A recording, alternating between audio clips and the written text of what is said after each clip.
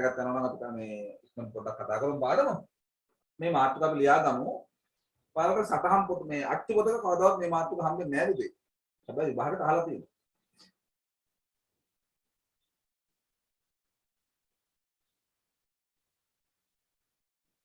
ඉතින් අච්චු පොතේ නැත්තම් කොහොමද විභාගෙට අහන්නේ?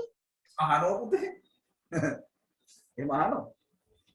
ඒවා අර ගුරුවරයා පාඩම කියා දෙනකොට ඒවා ළමයින්ට කියා දෙන්න ඕන. හරිද? අච්චු පොතෙන් හතර කියන්න බැරිද? මොකද පුතේ? හතර මේ මූලාශ්‍රයට කරුණු සපයාගත් ආකාරය.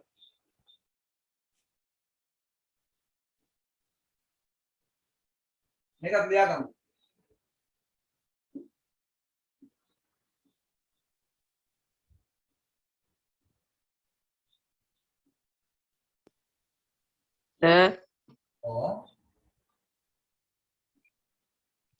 සර් මොකද සර් බෝඩ් එකේ තියෙන්නේ පේන්නේ මාතෘකාව සාහිත්‍ය මූලාශ්‍රය වල දුබලතා.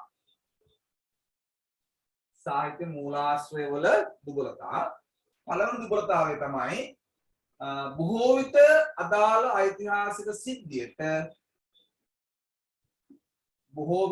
අදාළ ඓතිහාසික සිද්ධියට පසු කාලීනව ලියවී තිබීම. ඊට පස්සේ මේ විදේශ රටවල ලියපු ඒවත් ඔහොමමද? විදේශවල උදේ. ඔව්. විදේශවල පුතා මේ ප්‍රශ්න තියෙනවා. සමහර දේවල් තියෙනවා මේ කියන්නේ මෙතන අපි කියන්නේ බොහෝ විටනේ 100%ක්ම නෙමෙයි සමහර ඒවා ඒ කාලේ ලියපුවා තියෙනවා. සර් විදේශයේ ක්‍රිස්තු පූර්වයෙන්ම පටන් කැලෙන්ඩරේ එහෙම මේ ගණනය කිරීම වලදී එහෙම මොකද අවුරුදු ගණනයේදී එහෙම සර් ක්‍රිස්තු පූර්වයෙන්ම පටන් ගන්න යයි ලෝකයේ වැඩිම ජනසංඛ්‍යාවක් තියෙන ක්‍රිස්තු ආගමික අදහනයි. ලෝකේ වැඩිම භාවිතා කරන්නේ ක්‍රිස්තු වර්ෂ ක්‍රිස්තු පූර්ව කියන එක. තව වර්ෂකම තියෙනවා නේ. බුද්ධ වර්ෂ තියෙනවා, සක වර්ෂ තියෙනවා, හිජ්ජි වර්ෂ තියෙනවා. එහෙම තියෙනවා. හරිද? මේ වැඩිම පාවිච්චි කරන්නේ ක්‍රිස්තු වර්ෂ පූර්ව කියන එක.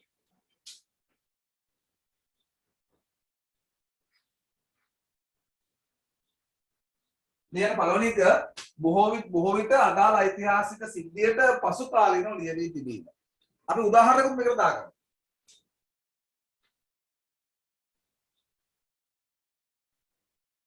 උදාහරණ දාගමු. ගිටෙන්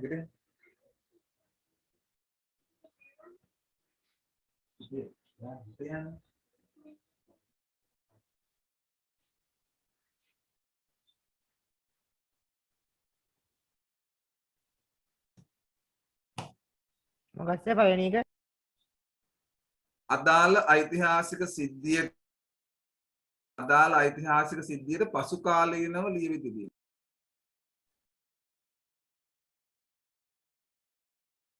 උදාහරණයක් දීපවංශය සහ මහාවංශය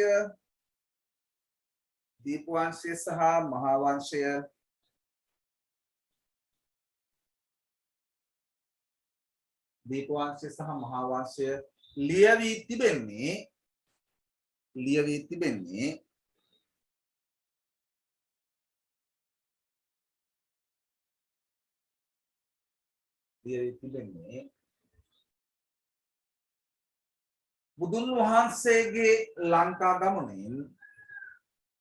බුදුන් වහන්සේගේ ලංකා ගමනෙන්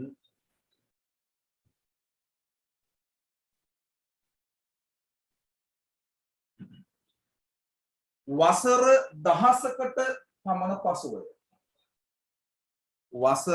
දහසකට පමණ පසුවය.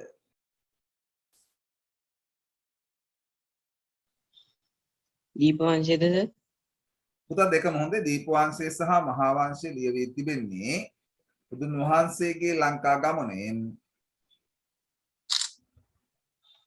වසර දහසකට පමණ පසුවය.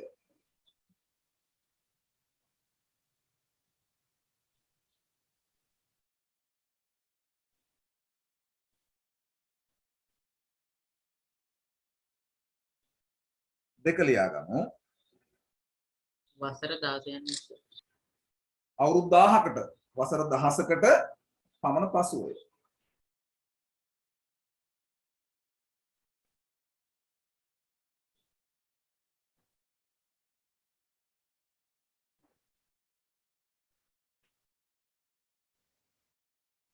ඒතකොට සර් මේ බොරු ලියලා තියෙන්න පුළුවන් නේ. තමයි ඒකනේ මේ කියන්නේ. සමහර ඒවා බොරු.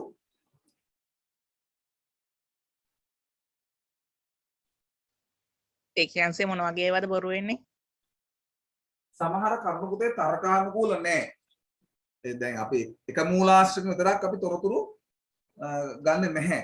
දැන් ඉතිහාස කතාවක් ගොඩනගනකොට මූලාශ්‍ර ගණනාව පරිශීලනය කරනවා. එතකොට මේ කතාව සත්‍ය නම් ඒ මූලාංශ සියල්ලෙම ඒක සත්‍ය වෙන්න ඕන.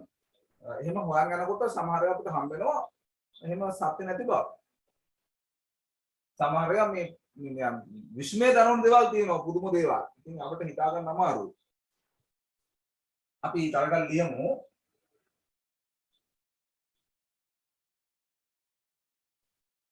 සතුවරයාගේ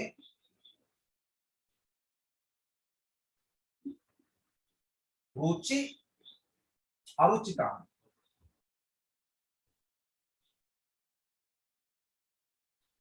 ග්‍රන්ථයට බලපා තිබේ.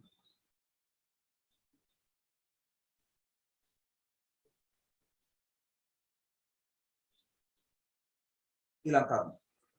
සතුවරයාගේ රුචි අරුචිකම් ග්‍රන්ථයට බලපා තිබේ.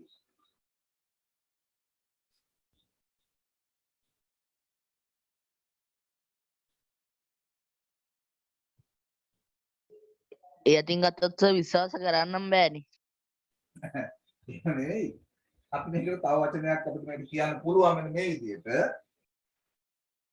පුද්ගල බද්ධතාවය.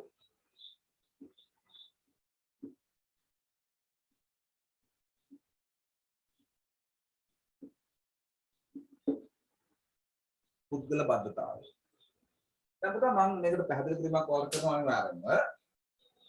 කතුවරයාගේ රුචි අරුචිකම් ග්‍රන්ථයට බලපාලා තියෙනවා. තව කරුණක් අපි ලියාගෙන යනකෝ නෑ මම පාප පස්සේ ලියාගත්තො මේක පැහැදිලි කරලා. පුතේ ඔයා දන්නවද දුටුගැමුණු මහරජතුමා අපේ ඉතිහාසයේ ශ්‍රේෂ්ඨ පුද්ගලයෙක් වීරයෙක්. එතකොට මේ ගැමුණු කුමාරයා පුංචි කාලේ එලාර එක යුද්ධයට යන්න හැදුවා. තාත්තා යන්න දුන්නේ නැහැ. බලහත්කර නවත්ත ගත්තා මේ තාවන්ස මහරජතුමා දුන්නේ නැහැ. කැඩි පැඩි ඒ පුතේ පුතාගේ ගැටලුවක් වෙන්නේ නැති. පුතේ බලන්න හැමෝටම එහෙමද ප්‍රශ්න බලපානවද පුතේ? නෑ නෑ සර් හොඳට එනවා සර් අපිට. නෑ සර් අපිට හොඳට එන්නේ. හරි පුතේ මේ අර ගැමුණු මහරජ කුමාරයා මේ තාත්තා යුද්ධයට යන්න එපා කිව්වා. තාත්තත් එක තරහ වුණා. තාත්තා ගෑණියෙක් වැඩක් නැහැ ඔබ කියලා ගෑනු අඳුන් තාත්තට යවුවා මේ. ඊට පස්සේ අම්මා බැලුවා මේක කරපු වැඩේ. දැන් තාත්තට කේන්ති යනවා. කේන්ති කොපුරු දඩුවම් කරනවා. මොනව කරයිද දන්නේ නැහැ. රජතුමානේ.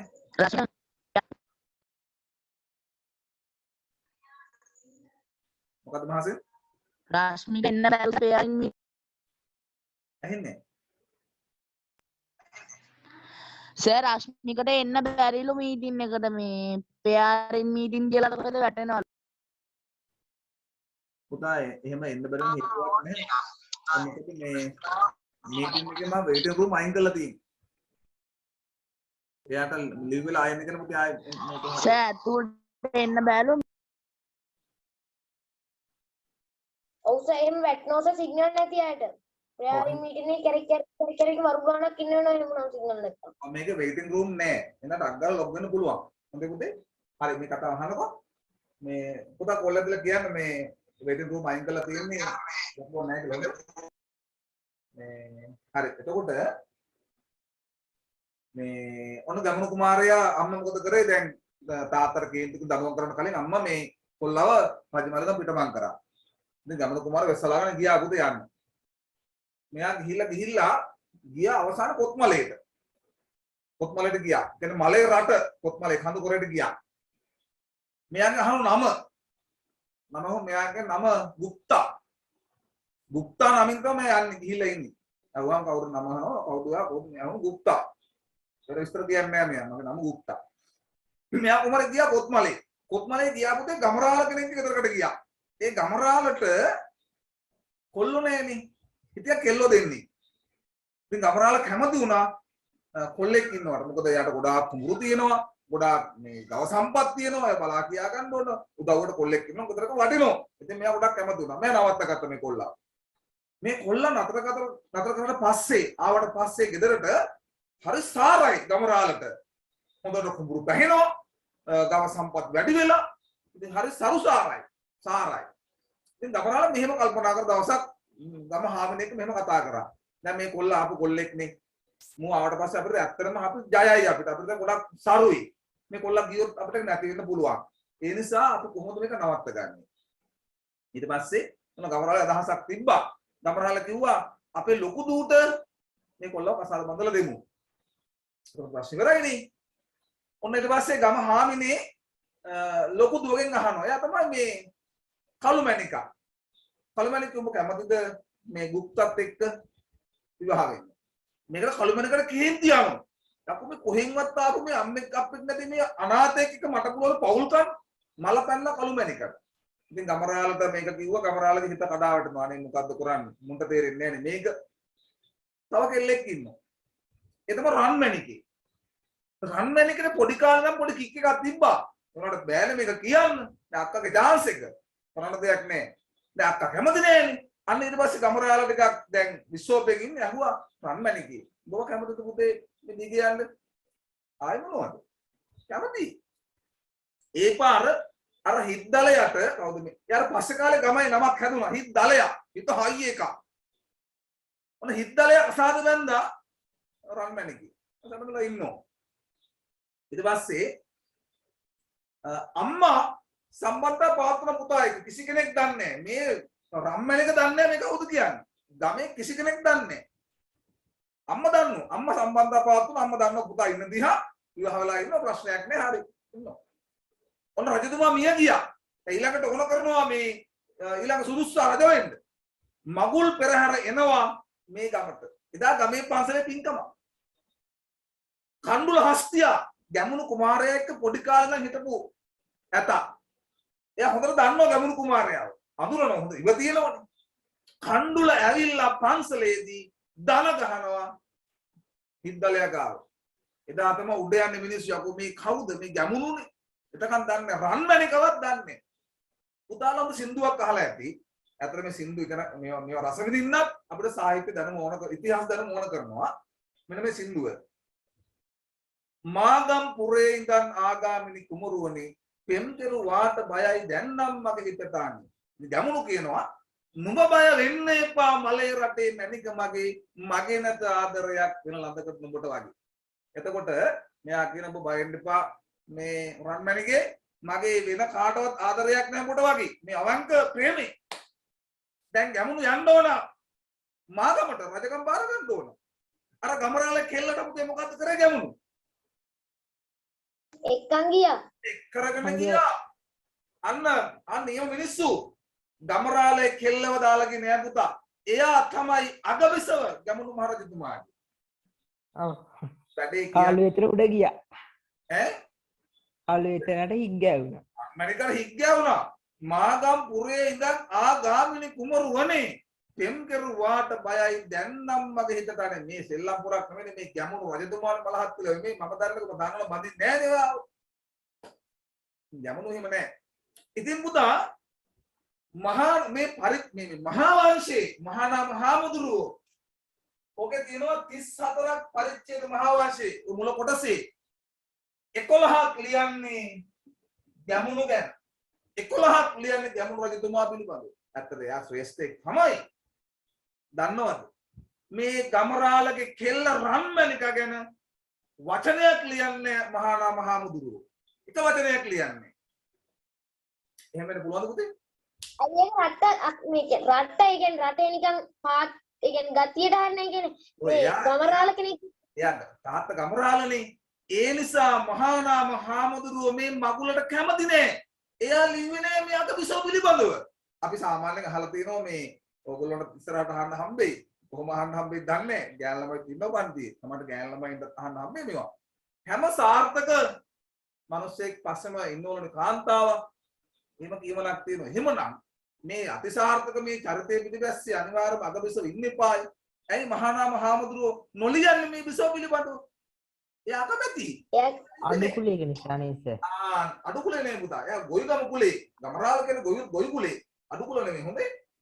ඔය රජ කුලේ ගාවට ඊළඟ හොඳ කුලේ තමයි මේ රදල ඊළඟට ගොවි. රජ කුලේ ගොඩක් නෑනේ. කෙනා මේ පවුලක් විතර නෙමෙයි රජ කුලේ. ඊළඟට රදල කුලය ඊළඟට ගොවි කුලය. උසස් කුලයක්. ආන්න බලන්නකෝ මේ කතුවරයාගේ රුචි අරුචිකම්. රදල කුලේ කියන්නේ මොකද්ද? රදල කුල කියන්නේ රජතුමාට සේවය කරන ඔය ඉන්නවනේ ළඟම අය ඇමතිවරු එහෙම සේනාපතිලා ඒගොල්ලෝ රදල. හරි? එතකොට කුල ගොඩක් තියෙනවා නේද? උපේ කුල 8ක් තිබ්බා. කුල 8යි තිබ්බේ හොඳේ. එතකොට මේ ඔය කාලෙ වෙද්දිත් සැඩොල් කුලේ එහෙම තිබ්බද? තිබ්බ. එතකොට මේ කතුවරයාගේ රුචි අරුචිකම් කියන එක ග්‍රන්ථයට බලපාලා තියෙනවා. හරිද පුතේ? සර් එතකොට ඔය වැඩ කරන කට්ටිය වැඩ කරන අනුව මේ කුල වලට බෙදනව නේද? ඔව් ඔව්. රස්සාවන්. ඒ කුලාටට විතරද බෙදෙන්නේ? ඔව්. බලන් හදන අය බඩහැල. රෙදි හොදන අය රදා. ඊට පස්සේ තව හිටිය රස්සාවක් තිබ්බ කුරුණු තැලීම. ඒගොල්ලෝ සලාගම්. කුරුණු තලන සලාගම් කුලේ. එතකොට ඔය අනිත් රදලා හිටිය කුඹුරු කරපු ගොවිතැන් කරපු ළඳාම් කරපු අය මේ ගොවිගම්. අනිත් රදලිය. එහෙම කුල 8ක් තිබුණා. දැන් ඔය කුඹු කරන එක මේ කෙනෙක්ට බැරි ව්‍යාපාර මේව කරලා ඒ කියන්නේ ඒ කාලේ හැටියට ව්‍යාපාර මේකක් කරලා රදලෙක් වෙන්න බැරිද? ලොකු ධන සම්පත්තිය තියෙන සිටුවරයෙක් වෙන්න බැරිද? ඒ කියන්නේ වෙනදම් කරලා එහෙම වෙන්න බැරිද? ඒක පුතා මෙහෙමයි. ඒක තීරණය කරන්නේ රටේ රජතුමා උදේ. රටේ රජතුමා තමයි ඒක දෙන්නේ. රජතුමාට පුළුවන් රදලෙක්ව දාන්න පුළුවන් රොඩි කුලයකට. ඒක රජුගේ බලය. ඔය වහන්නේ එක අය නැහැ අපිට. හරි පුතේ? රජතුමාට පුළුවන් රදලෙක්ව රොඩි කුලයට දාන්න පුළුවන්. හරිද? එතන ඉන්න කෙනෙකුට මේ හොන තනතුරක් දීලා උඩර ගන්න පුළුවන්. ඒක රජුගේ බලය. හරිද? රජු ඉවරෙන් කරන්නේ. අපුතේ? එහෙනම් වෙන්නේ කොහොමද ඉතින් රොඩි කුලියට දාන්නේ යා කොහොමද? ධනෙ ඔක්කොම ගන්නවද රජතුමා? දඬුවම් පුතේ. දඬුවම් විදිහට එහෙම දාන්න. සමහර දඬුවම් විදිහට දාන්න. ඔව්. දඹදිව තිබිච්ච තනතුරේ මේ ලංකාවේවයි වෙනස් දෙයක් කියන්නේ රොඩි වෙනස් පුතා මේ ඒ ඉන්දියාවේ කුල ක්‍රම වෙනස් ලංකාවේ නෙවෙයි ඈ ඉන්දියාවේ තිබුණා ඔය බ්‍රාහ්මණ ශාස්ත්‍රීය වෛශ්‍ය ශුද්ධම කුල තිබ්බේ අපේ තිබුණ එහෙම නෙවෙයි ඈ හරි එතකොට මම කියාගෙන ගියේ මේ කතුවරයාගේ රුචි අරුචිකම් පුද්ගල බද්ධතාවය කියන එක පොත්වල බලපාලා තියෙනවා අපිට ප්‍රශ්නයක් නෑ නිකම් පොතක් නම් ඉතිහාස ඉගෙන ගන්න මූලාශ්‍රයක එහෙම දේවල් තියෙන්න බෑ ඒක අඩුපාඩුවක් ඒක අඩුපාඩුවක්. ඒ නිසා මහා වංශය ගත්තත් මේ අඩුපාඩුව තියෙනවා. එතකොට සමහර අපි දකින දෙයක් තමයි සමහර දේවල් සමහර කරුණු අතිශෝක්තියෙන් දක්වලා තියෙනවා. අතිශෝක්තියෙන් හිතා ගන්න බැරි තරම් මේ කියන්නේ සාමාන්‍ය තත්ත්වයක් තුළ වෙන්න බැරි දේවල් උනා කියලා දක්වලා තියෙනවා. ඔය ගමනු කුමාරය ඉපදෙනකොට රත්තරන් කඳවල් පහ මේ බිහි පහළ වෙලා තියෙනවා. ඒ වගේ දේවල් එහෙම හිතා ගන්න අමාරුයි.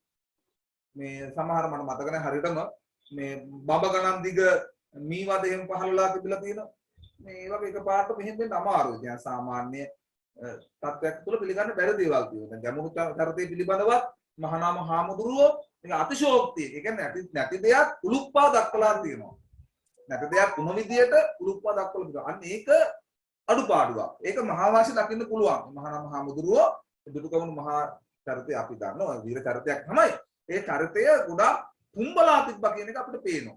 ඉතින් ඒවා මේ සාහිත්‍ය මූල ඉතිහාස මූලාශ්‍ර විදිහට ගන්නකොට ඒවා අඩුපාඩු. මොකද අපිට ඕන කරන්නේ 100%ක් සත්‍යනේ.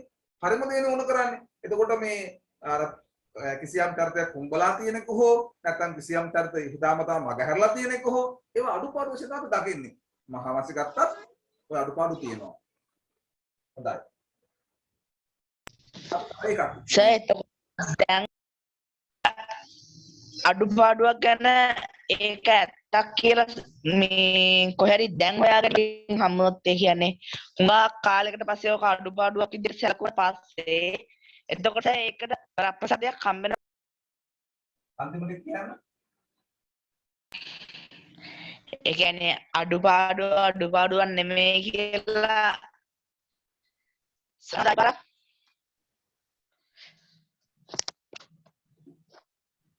මාසෙන් අහන එක පැහැදිලිව ඔයා අහනකොට ඔයාගේ මේ ඇහෙන්නේ නැතුව යනවා. නෑ ඔබට. එයාට සිග්නල් නෑ. සර් දැන් හරිද සර්? කියන්න මාසෙන්. සර් දැන් අපි ඔය ගත්තේ අඩුපාඩුව කියලා එකක්. ඒ අඩුපාඩුව සර් ගොඩාක් කාලයකට පස්සේ ඒ කියන්නේ දැන් අවුරුදු 500ක් විතර ගිහිල්ලායි කියලා හිතමුකෝ නිකමට එතෙන්දි සර් ඕක අඩුපාඩුවක් නෙමෙයි කියලා ඔප්පුනොත් ඒ මේ පුතා මෙහෙම දැන් අතිශෝක්තියෙන් දැක්ුවා කියන එක ආයේ අවුරුදු 500ක් ගිහිල්ලා ඒක නෑ නෑ සත්‍යය කියලා හිතන්න ගොඩක් අමාරුයි නේද? නෑ සර් මේ සාමාන්‍ය සෙල්ලිපියකින් වගේ හම්බුනොත් වගේ ඒ කියන්නේ අතිශෝක්තියමත් නෙමෙයි ඉතින්. ඒ වෙනකොට එතකොට මෙහෙමයි. එහෙම තොරතුරු හම්බ වෙනවා. ඇත්තට ඉතිහාසයේ තොරතුරු හැමදාම අලුත් වෙනවා. එතකොට ඉතින් අපිට මේ තර්ක ඉදිරිපත් කරන්න බෑ. ඒ කවදාද දවසක එක ඇත්තක බව ඔප්පුනොත් එහෙම මේ තර්ක අයින් කරගන්න වෙනවා. දැනට මෙයා මෙහෙමයි. සමහර මාර්ගදී වෙනස් වෙන්න පුළුවන්. මේ සමහරක දැන් ඉතිහාසයේ දැන් අර අගබිසවක තොරතුරු මඟ හැරලා තියෙනවා. දැන් ඒ වගේ වෙනස් වෙන්නේ නැහැ කොහොමද? ඒක දැන් මඟ හැරියන එක. ඒක සමහරට වා කියනවා සමහර දෙයක් ඇත්තට ඔක්කොම අපිට රත්තරන් මේ කඳවල් පහළ වුණා කියන එක තව අවුරුදු ගණනක් ගිහලා මේ තහවුරු කරගන්න අමාරුයි. අන්න එහෙම වුණාට පස්සේ මේක මේ තර්ක අයින් කරගන්න වෙනවා.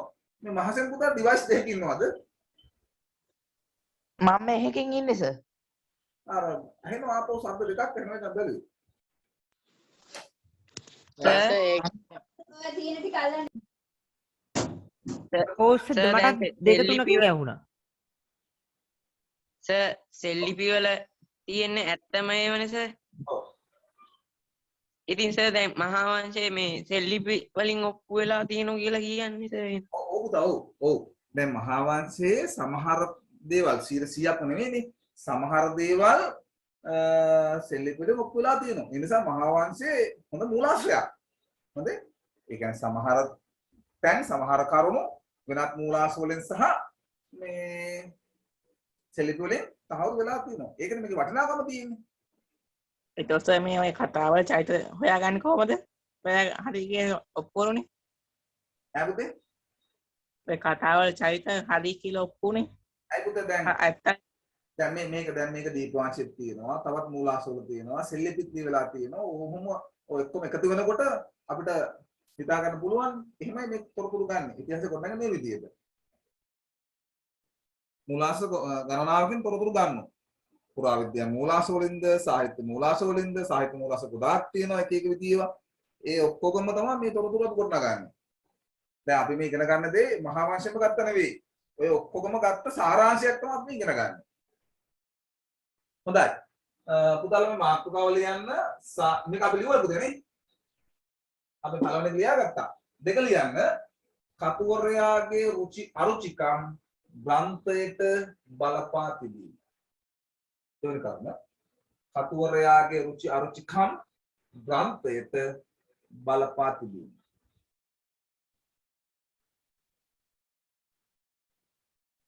සේතුස දීප වංශය සහ මහාවංශලි ඉදිරියේ බුදුන් වහන්සේ වසර 1000කට පසුය කියන කවුරු නැද්ද? පුතා ඒක මෙන්න මේකට මම පැහැදිලි කිරීමක් තමයි දුන්නේ. ඒකට පැහැදිලි කිරීමක්. හොඳේ? උදාහරණයක්. තේසින් පුතා පැහැදිලිද?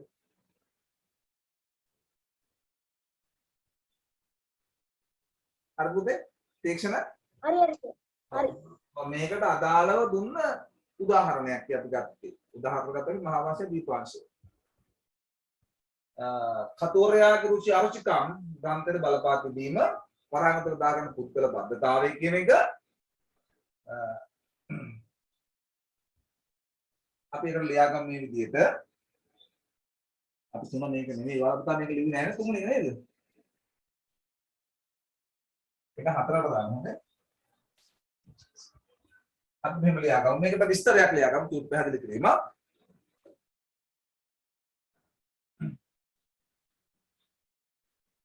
මහා වංශය තුල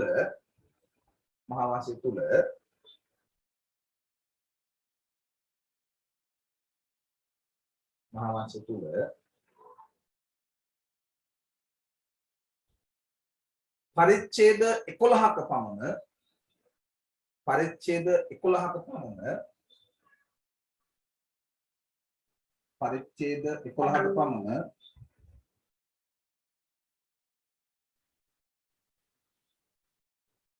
දුටුගැමුණු මහරජතුමා පිළිබඳව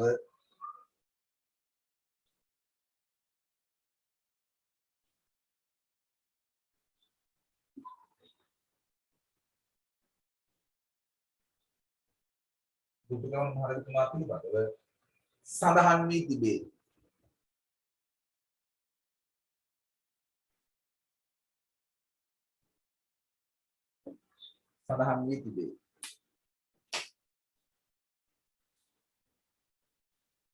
නමුත්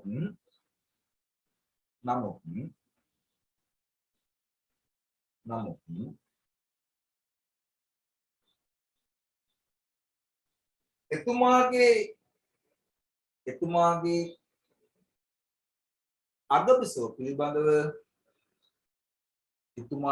අගබිසව පිළිබඳව ඒ කියන්නේ මේ විවාහ වුණයි කියලා දාලා නැද්ද? විවාහ වුණ සිද්ධිය තියෙනවා බුදු.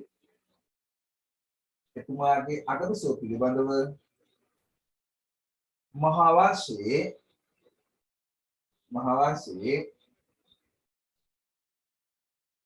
තොරතුරු සඳහන් කර නැත.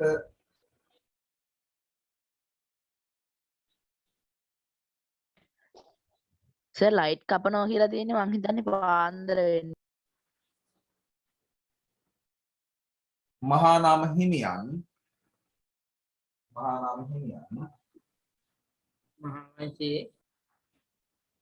එතුමාගේ අගබිසව පිළිබඳ සඳහන් කර නැත. මහා නාම හිමියන් හිතා මතාම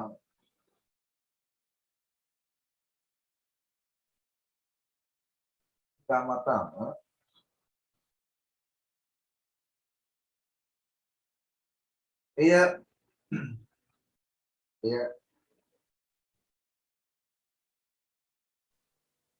කොහොමද හිතාමතාම කියලා? එය නොලියූ බව මහා නාම හිමියන් හිතාමතාම එය නොලියූ බව සිටිය හැක. ඒ කොහොමද සර්? ඒ කොහොමද? එතේ අයි පුතා දැන් මේ මෙච්චර පොතෙන් තුනෙන් එකක් විතර ලියනකොට මේ බුදුකම රජතුමා පිළිබඳව විසවගෙන ලියලා නැහැ කියන්නේ ඇත්තටම මහා නාම හිතාමතාම හොඳේ. ඊළඟට අපි හතරත් ඔය එකම ලියා තුන අපි ලියාගෙන ඔය එකම තුන්වෙනි කරුණ ඇතම් කරුණු ඇතම් තොරතුරු අතිශෝක්තියෙන්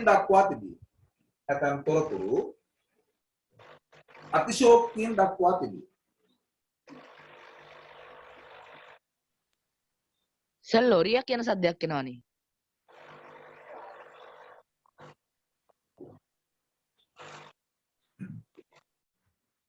කොහෙන්ද? ඕකගේ අලිකාං වලට ඇහෙනවා හට්ටයාර ඇත්ත ගණන් වල ඒවා. ඔව් සර්. හරි ලියාගමු අපි. පුතාම රෙකෝඩින් දාලා තියෙන හොඳේ ගෑ ගන්න බා. ඇතම් කරුණු ඇතම් තොරතුරු අතිශෝක්තියෙන් දක්වා තිබේ. අපි ඒකටත් උදාහරණයක් ලියාගමු. මහා නාම හිමියන් මහානම් හිමියන් මහා වංශය රචනා කිරීමේදී මහා වංශය රචනා කිරීමේදී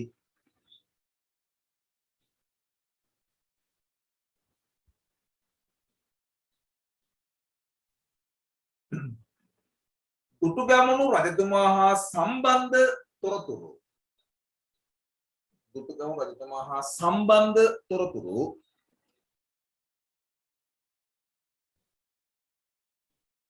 දුටුගැමුණු රජතුමා හා සම්බන්ධ තොරතුරු අතිශෝක්තියෙන් යුතුව දක්වා ඇති බව දුටුගැමුණු දුටුගැමුණු රජතුමා පිළිබඳව තොරතුරු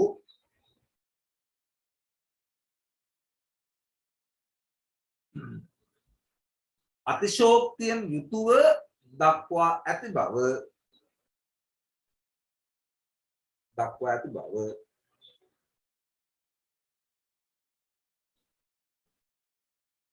ග්‍රන්ථය පරිශීලනය කිරීමේදී පෙනී යයි. ග්‍රන්ථය පරිශීලනය කිරීමේදී පෙනී යයි. උදා මට ඔයගොල්ලෝ මේ ඔයාලට මේක කොහොමද පේන තත්ත්වය කියලා බලා ගන්න ස්ක්‍රීන්ෂොට් කීපයක් ගහලා එවන්න හොඳේ.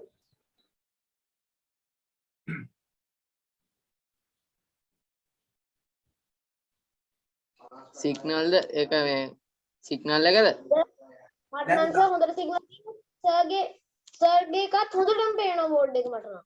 ඔව් පුතා මට පොඩ්ඩක් ගහලා එවන්න ස්ක්‍රීන්ෂොට් එකක් හොඳේ. කොහේ ගහන්නද මේ පහුගිය දවස්වල මේක දාලා තිබිලා තියෙන්නේ මේ අර 360 ක්වොලිටියටනේ මේක 1080 දාන්න ඕන එක. මේ එන සමහර අපරාධ ඉතින් මේ සමහර එච්චර පැහැදිලි මදි. කවුරු හරි එක වෙනස් කළා. අතිශෝක්තියෙන් යුක්තව දක්වා ඇති බව ග්‍රන්ථය පරිශීලනය කිරීමේදී පෙනී යයි.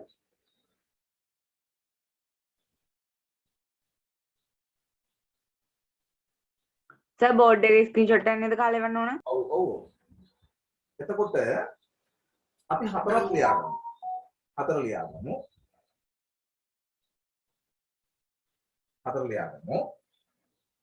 අදාළ සිද්ධියට සම්බන්ධ නොවන අයෙකු විසින්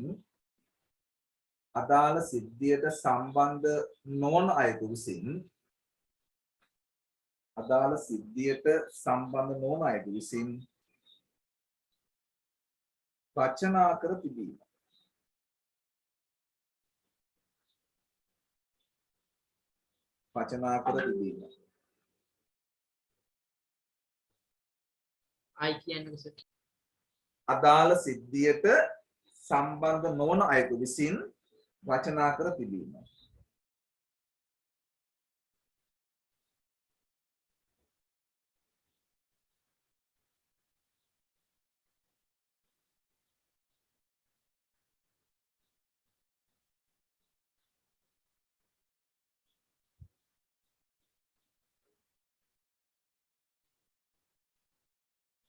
රශ්මික පුතාට පේන්නේ අඩුවෙන්.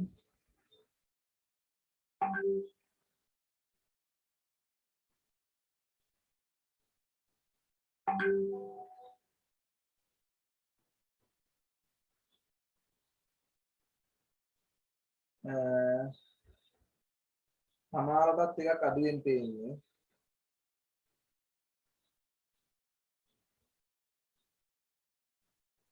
සරින් සරට එක විදිහට පේනවා සර්. පුතා මෙහෙම ඇත්තට මේට වහිනෝ සර් ඒකයි. ඇත්තට සිග්නල් පුතා මේ තප්පරෙන් තප්පර වෙනස් වෙනවා හොඳේ. දැන් ඔයගොල්ලෝ බලන්නේ වහලා ඕක්ලායි කියන්නේ බලන්නේ නේද? ඉතින් චෙක් කරන්නේ ඕක්ලායි කියන්නේ මේ තප්පරෙන් තප්පර වෙනස් වෙනවා. හොඳයි. ඔව් සර් මේ ඇඹිලි පිටියේ ඩයලොග් එකේ මේ මැසේජ් එකක් කාට හරි දැම්මම මේ මැසේජ් එක යන්නේ නැත්තරමටම ස්ලෝ වෙන්නේ නෝ. ඔව්. මේ ඩයලොග් වල අනාගතය හදයි ලෝඩ් වෙන්නේ හෙට. අනාගතය හදයි ලෝඩ් වෙන්නේ හෙටයි සර් ඩයලොග් එක. පාවිච්චි වැටුම් දෙකයි. මේ එතකොට චුට්ටක් නෑ හැබැයි. මෙන්න මේ වගේ අඩුපාඩු මේ සාහිත්‍ය පොත්වල තියෙනවා. ඒ නිසා තමයි අපි ඇත්තටම සාහිත්‍ය පොත් පරිශීලනය කරනකොට මොන සැලකිල්ලෙන් විචාරශීලීව විචාර බුද්ධියෙන් යුතුව මේ පරිශීලනය කරන්න ඕන. මේකේ තිබූ පළියටම අපිට තොරතුරු සත්‍ය කියලා හිතන්න බෑ. අපි තොරතුරක් ගන්නකොට මූලාශ්‍ර කීපයක් අරගෙන බලන්න ඕන. බලලා තමයි අපි තොරතුරු තීරණය කරගන්න ඕන. නැත්නම් අපිට එකපාරම දෙයක් එහෙම කියන්න බෑ. දැන් අපි මේ ඉතිහාස පොත තොරතුරු ගන්නෙත් එහෙමයි. මූලාශ්‍ර ගොඩාක් පරිශීලනය කරලා තමයි මේ තොරතුරු අරන් තියෙන්නේ. මොකද එකකින් විතරක් අපිට ඒක සත්‍යයි කියන එක පිළිගන්න අමාරුයි. හොඳයි. එහෙනම් බලමු ආපෞසරයක් මොනවද මේ සාහිත්‍ය මූලාශ්‍රයන් වල දකින්න පුළුවන් අඩුපාඩු අපි කීපයක් දැක්කා. ගොඩක් වෙලාවට මේ ඓතිහාසික සිද්ධිවල පස්සේ කාලේ ලියලා තියෙන වාර්තාවක්. ඊට පස්සේ කතුවරයාගේ රුචි අරුචිකම් ග්‍රන්ථවලට බලපාලා තියෙන පුද්ගල ගතතාවය කියන එක තියෙනවා. ඊළඟට මේ ඇතම් විට ඇතම් කරුණු ඇතම් තොරතුරු අතිශෝක්තියෙන් යුක්තව දක්වලා තියෙනවා. ඊට පස්සේ ඇතම් විට බොහෝ විට මේක රචනා කරන්නේ අදාළ සිද්ධියට සම්බන්ධ පුද්ගලයා නෙවෙයි. ඒ සිද්ධියට සම්බන්ධ නොවන පුද්ගලයා විසින් මේක මේ රචනා කිරීම තුළ යම් යම් වෙනස්කම් අඩුපාඩු ඇති වෙන්න පුළුවන්. හොඳයි. එතකොට මම මේක මේ මාතෘක දෙන්න හේතුව පුතා මේ මීට කලින් අපොත් සාමාන්‍ය පෙළ විභාගවලදී මේක අහලා තියෙනවා. නමුත් මේ දීර්ඝ විස්තරයක් පොත්වල මේ සම්බන්ධයෙන් දීලා නැහැ. ඒ නිසා තමයි ඒගොල්ලන්ට මාතෘකාවක් විදිහට මේක දුන්නේ. 69 80 වරුකුටේ අංකේ යාට පොඩක් මේ සිග්නල් මදි ඇති පේනවා අඩුයි. ඒ මමද කොහෙද සර් 69 80 මම අභිලාෂට පේනවා මදි. මෙයාට හොඳට පේනවා කවුද මේ කෝෂිත්වද මේ ගොඩක් පැහැදිලි තියෙනවා. මාත් දැම්ම සර්. සර් සිග්නල් එනවා යනවා.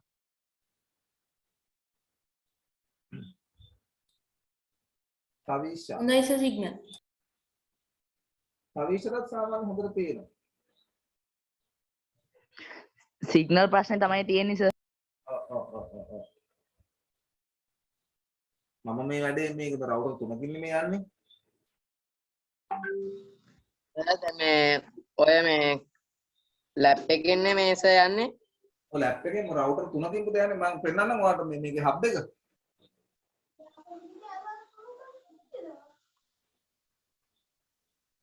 වෙනද උඩ හබ් එකක් ගන්නවා. ඒකට සර් මේ PC වලට මේ රවුටර් උඩ PC රවුටර් තියෙන උඩ අර වහල උඩේ මාර දැක්කයි. සර් දැන් මේ තුනේම සිග්නල් එනවද? අපේ මුංචිලයි රවුටරේ තියෙන නිසා වහලේ උඩ මේ කුඩේ අටවලා. මේ මගේ තව දෙකක් තියෙනවා එහෙම ගහපුවා. ඔය එකයි.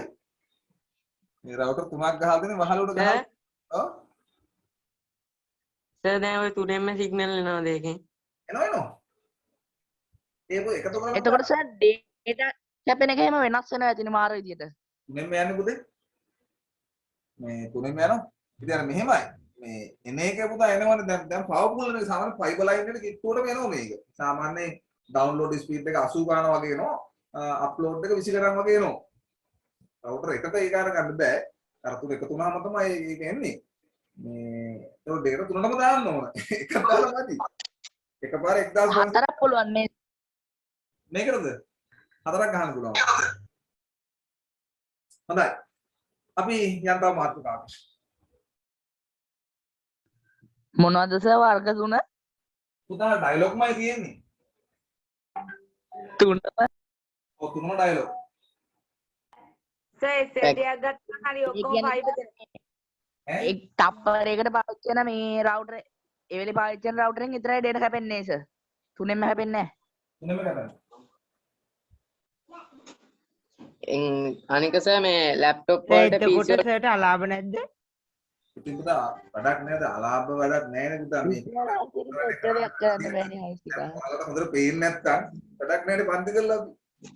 හවුනේ. නේද? දැන් මම කියන දේ කරන දේ ළමයට හරියට පේන්නේ නැත්නම් මොකටද? ඉතින් මට මේ ෆයිබර් තුනක සල්ලි කියව එකට හොඳේ. රුපියල් 9200 ෆයිබර් එකක් නේ. ඉතින් මේ දෙකට මට ගිහින් තුවා 30ක් විතර. 610 ඔච්චර කරන්න බෑනේ. සාපේර ගගන